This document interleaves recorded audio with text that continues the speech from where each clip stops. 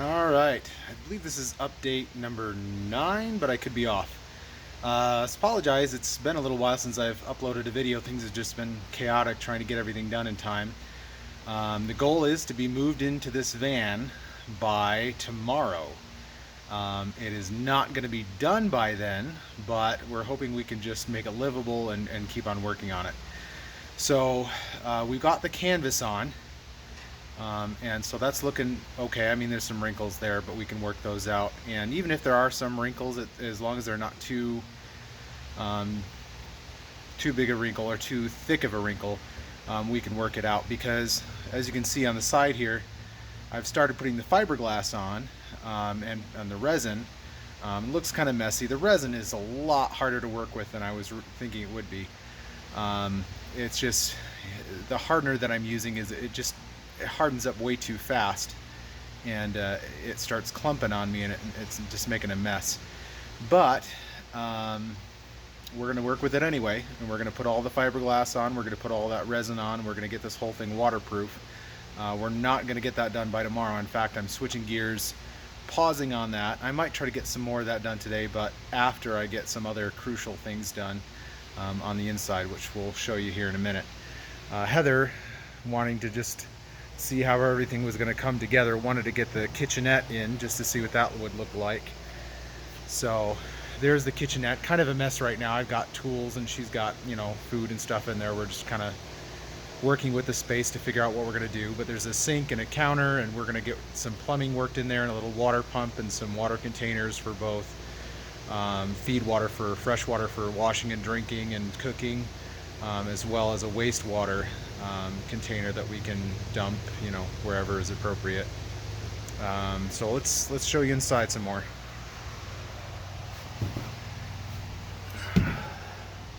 So, there's the sink and countertop. This is another piece that came with it. In fact, Heather has several other bars like this, not the whole set, but just bars like this that we can mount. And she's got a whole bunch of different cups and holders that will hook onto these. So I'm going to have these right above the sink. We've got plenty of room to work with where we can put a lot of utensils and whatever else is convenient. We've got some excess fabric here, but that's okay. We're just going to trim that out eventually. Sunlight there is not an issue. As long as this fabric is here to hold the majority of the weight of the fiberglass and resin, I'm going to put that fiberglass and resin all the way to the bottom. That'll be fine. And I'm going to run some extra caulk and other sealant over my edges just to be safe. And the air conditioner will go right there, and I'll put cabinets on either side eventually. And then in the back, well, you can see right here, I'm putting in some 1x8s just as shelves that are going to run on both sides, just for shelf space. But then that's also going to double as support for the beds. I'm going to put planks across, and that's what's going to support the beds that the girls are going to lay on. So they're going to have lots of room. They're going to have they'll have those planks, then they'll have the foam that we've bought to use for making their mattresses, and then all their bedding. And then up top, above their feet, I'm going to build some cabinets where they can put all their things, their toys, their art supplies, all the stuff they want to have. Those are going to be pretty good sized cabinets. So that'll take up a pretty good chunk of the space up on both sides. And I'm definitely not going to get that done until next week. But that'll be over their feet, so they don't have to worry about feeling claustrophobic when they're laying down.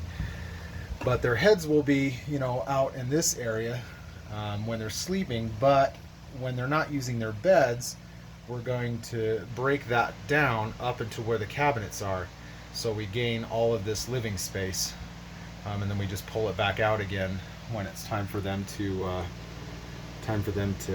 call it a night. So I just now got those shelves in, and so I'll work on getting the boards cut for the beds.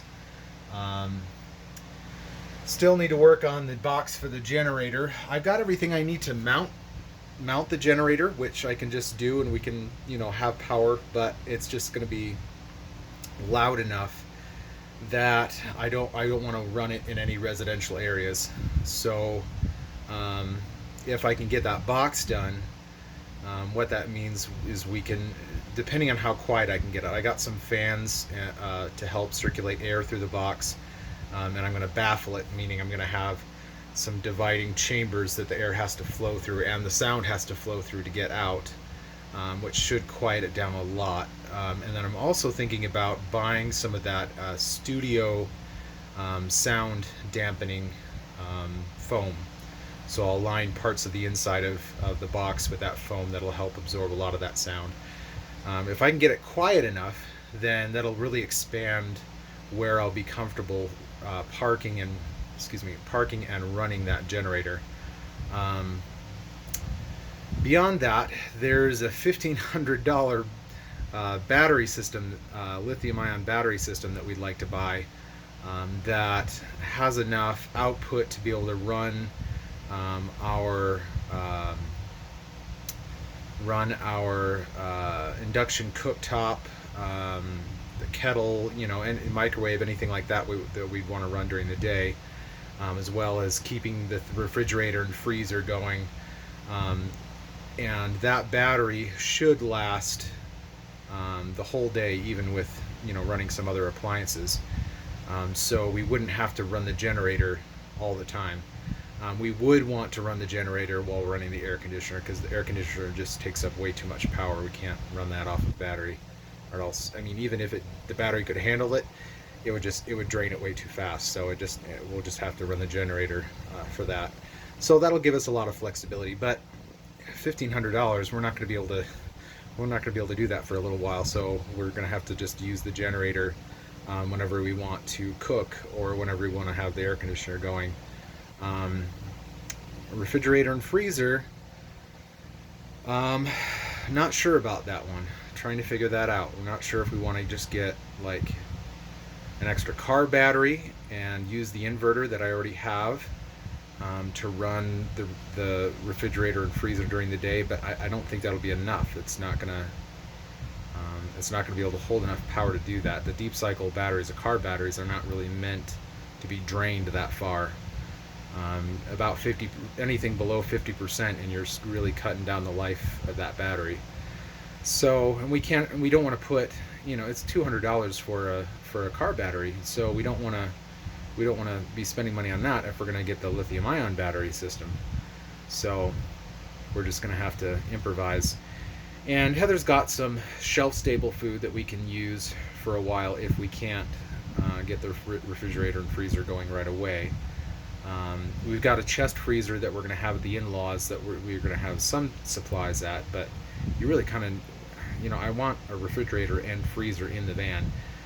The chest freezer, I'll show you that, I've had for my trucking, how do I do this? For my trucking excursion, you know, as a truck driver, I use this as a chest freezer, this mini chest freezer. It runs off of AC or DC, but I've got some work to I had to squeeze it in there, but I need to do some work to get it to fit in there better. And I'm going to run that as a refrigerator for now.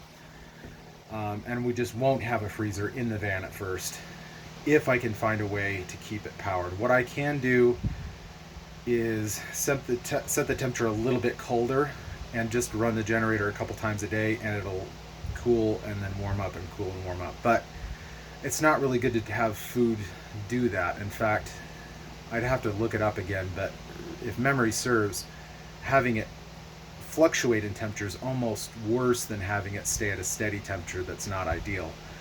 That fluctuating temperature, I think, causes more issues, so maybe we can't do that. And maybe we can throw ice in there or something, or do something to help mitigate that. I don't know. We'll figure it out. It's gonna be an adventure, I guess. But yeah, I don't know if I covered this before, but we put canvas on the outside, but I put wood on both sides because I need to mount the windows there. And then we've got wood up top because I've got to mount my fan up there. Plus, I would just wanted some more strength and rigidity up there, because that's going to be carrying the snow load.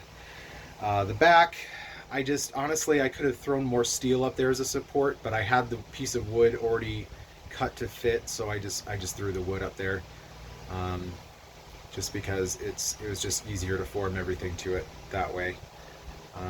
So that's the update. It's going to be a mess. It's it's not going to be the most comfortable thing to live in at first, but I'm just going to keep on plugging away at it. And we've picked out the insulation that we want to use. Um, so we'll buy that and put that in. And we're thinking of actually, we kind of like the canvas material. We were thinking about coating the inside with canvas after we get the insulation up, and just painting the fabric, the canvas, for our interior walls. But we'll play around with ideas. We can do wood as well, but wood's going to be kind of expensive. Canvas is kind of expensive too. So I mean, there's the cheap stuff it has chemicals and things in it that Heather doesn't want. So we're going to have to do something that's a good balance of economical and healthy. So that's the update.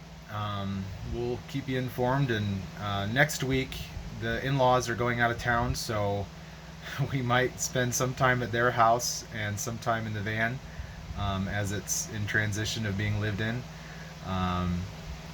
And hopefully we'll get things much more comfortable very quickly.